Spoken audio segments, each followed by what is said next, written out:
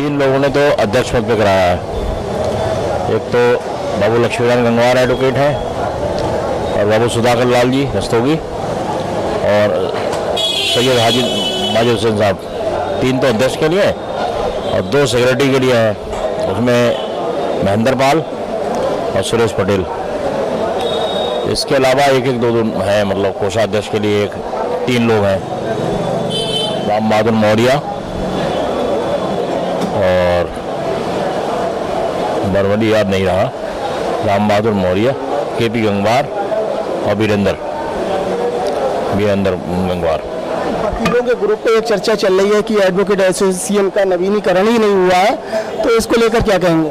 वो तो एक प्रक्रिया है, मतलब नहीं हुआ तो हो जाएगा, कोई बहुत बड़ी बात नहीं है। उसमें जो कॉम्प्लिकेशंस थे, उसमें जो अपोज किया गया था, मैं समझता हूँ आज वो स्थिति नहीं है, उसको निपटाया जा सकता है।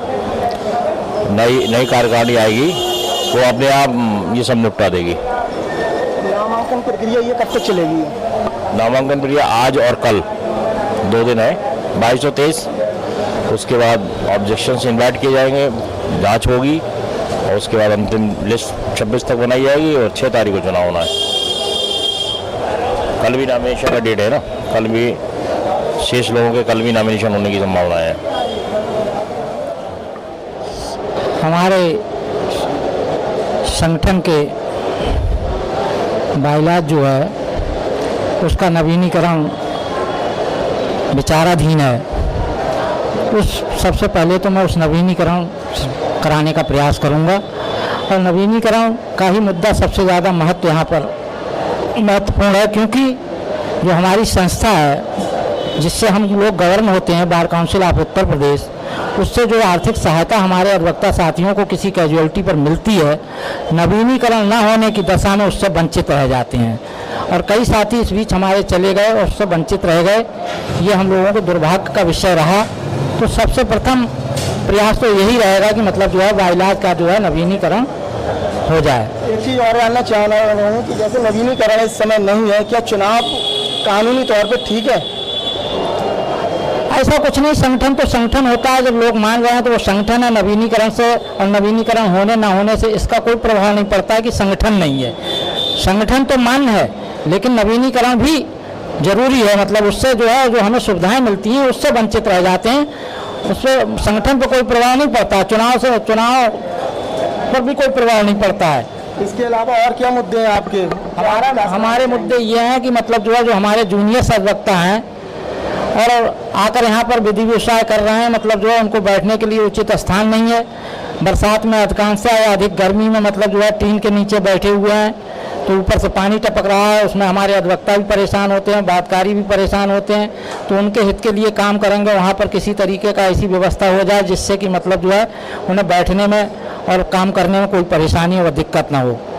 और कुछ अधिवक्ता ऐसे हैं जो हमारे तहसील परिसर में भी बैठते हैं, उनके लिए भी भविष्य में ऐसा कोई विचार किया जाएगा जिससे कि मतलब जो है उनके भी बैठने का स्थान जो है हमारी अधिवक्ता चैम्बरों के हिसाब से हो जाए। 2 दिन पहले मनोज गंगवार अधिवक्ता है, उनकी अचानक जो डेथ हो गई है, तो उनके लिए आपके द्वारा या आपके जो साथी अधिवक्ता हैं उनके द्वारा कोई सहायता प्रदान की जा रही है, आर्थिक सहायता?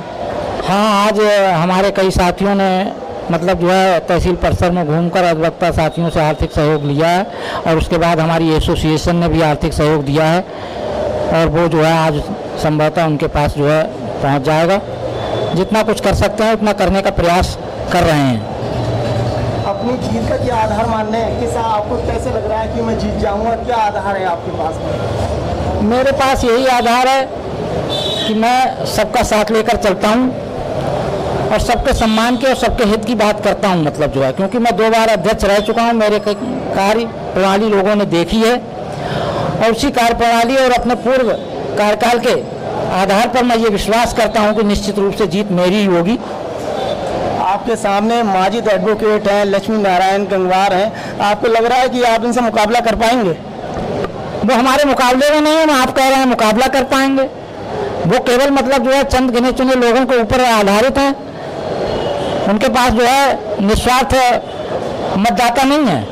अगर जो मतदाता हैं भी वो स्वार्थ से मतलब जो है वशीभूत होकर हैं, चाहे वो जैसा आपने सुना भी होगा मतलब जो है कि मतलब जो है जिस तरीके से वो अपने साथ जोड़ने का प्रयास कर रहे हैं, लेकिन ये पढ़ी लिखी संस्था है, मतलब जो है विद्वान अधिवक्ताओं की संस्था है, उससे प्रभावित होने वाले नहीं हैं। ये सोचते हैं कि हम पूंजीपत हैं, बाहुबली हैं या हमारी बिरादरी ज़्यादा है, लेकिन उसका कोई प्रभाव यहाँ पड़ने वाला नहीं है। तो बिरादरी वाला भी मुद्दा है कुछ यहाँ पे? बिरादरी का वैसे कोई मुद्दा नहीं है, लेकिन फिर भी अन्य जो चुनाव होते हैं उससे लोग समझ लेते हैं कि यहाँ बिरादरी का मुद्दा आ जाता है, लेकिन यहाँ पर बिरादरी प्रभावित किसी मतदाता को नहीं कर पाएगी। तो इन लोगों से आप अपना मुकाबला नहीं मान रहे हैं? नहीं, हमारा किसी से कोई मुकाबला नहीं, हमारे मुकाबले में ये नहीं है। आप जीत रहे हैं? बिल्कुल निश्चित रूप से जीत रहे हैं और जीत हमारी होगी, ऐसा हमारे सभी साथियों का कहना है। मेरा कहना नहीं है, मेरे सभी साथियों का कहना है, मेरे सभी मतदाताओं का कहना है, मेरे यहाँ पर जो बैठते अधिवक्ता साथी हैं उनका कहना है। ये मेरा कहना नहीं है कि मैं जीत रहा हूँ, मेरे साथियों का कहना है कि आप जीत रहे हैं। इससे निपटाना चाहूँगा। देखिए, हमारी नवाबगंज एडवोकेट एसोसिएशन के कई मुद्दे अति आवश्यक हैं। उनमें से एक तो ये है कि हमारी बार का संस्था का नवीनीकरण नहीं है। नवीनीकरण कराना अति आवश्यक है। यदि इस बीच में हमारा साथी की किसी की मृत्यु होती है तो वो जो बार काउंसिल से हमें लाभ मिलता है 5 लाख का, उससे वो वंचित हो जाएगा। और ऐसा हमारे साथ हुआ। परसों हमारे एक साथी की मृत्यु हो गई, मनोज बाबू की, जो बेहद अफसोसजनक है। दूसरे ये कि मैं ये चाहता हूँ कि बार की जो गिरती हुई गरिमा है, अधिकारी कर्मचारियों की नज़र में आए दिन जो बवाले होते हैं, तो बार और बेंच के बीच में संबंध बना रहे, दोनों के मधुर संबंध हो, ताकि गरिमा, वकीलों की गरिमा बनी रहे, कहीं बेइज्जती ना हो और अपने आप को गर्व महसूस करें कि हम एडवोकेट हैं। अभी जो 2 दिन पहले मनोज गंगवार अधिवक्ता की जो डेथ हुई है अचानक, तो आपकी तरफ से, आपके साथी अधिवक्ताओं की तरफ से कोई व्यक्तिगत कोई आर्थिक मदद करने की सोच रहे हैं?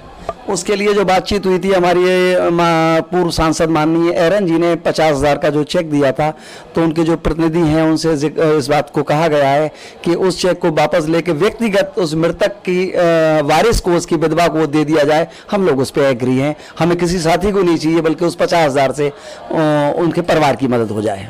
आप चुनाव लड़ रहे हैं, आप क्या आधार मान रहे हैं अपनी जीत का कि मैं इस आधार पे जीत सकता हूँ, क्या कहेंगे? देखिए, मेरा आधार तो मेरा व्यक्तिगत, मेरा बिहेव है साथियों के साथ, साथियों का जो प्यार है उसी से मैं इलेक्शन लड़ रहा हूँ, वरना मैं अपने आप में कुछ नहीं हूँ। मेरे साथ पूरी बार खड़ी हुई है और ये अप्रत्याशित रिजल्ट होंगे इस बार, पहली बार, चूँकि जो और कैंडिडेट हैं वो कई बार लड़ चुके हैं, साथी उसे देख चुके हैं, और साथियों की मर्जी के हिसाब से ही मैं इस बार की गरिमा को बचाने के लिए इस मैदान में आया हूँ और रिजल्ट अप्रत्याशित रिजल्ट होंगे। आपके जो सामने और जो अध्यक्ष पद के दावेदार हैं, जब उनसे मैंने आपका नाम लिया तो उनका कहना है कि वो मुकाबले में है ही नहीं, आपके लिए मुकाबले से बाहर मानना है। इस पर क्या कहेंगे? भैया, ये तो देखिए, जो एक हमारे आप देखा कि हमारे वैसे कहना नहीं चाहिए, जो बिल्कुल ना के बराबर 2 वोट मिलते हैं वो भी अपने आप को फाइटिंग कैंडिडेट मानता है। अब आप पत्रकार हैं, अच्छी तरह से खुद ही जानते होंगे। मैं ये मान के चलता हूँ कि मेरे 100 से ऊपर वोट होंगे। ये कहीं लड़ाई में कोई कैंडिडेट है ही नहीं, चूंकि मुझे सारे साथियों के वोट मिल रहे हैं, साथ ही सपोर्ट है। आज मैंने जब नॉमिनेशन कराया तो सभी जाति वर्ग के सभी साथी मेरे साथ थे। तो मैं अपनी फाइटिंग किसी से नहीं मानता। अप्रत्याशित रिजल्ट होंगे, अनकरीब आप देख लेंगे कि मैं आपके बीच में साथियों की सेवा करने वाला अध्यक्ष मनोनीत होऊंगा।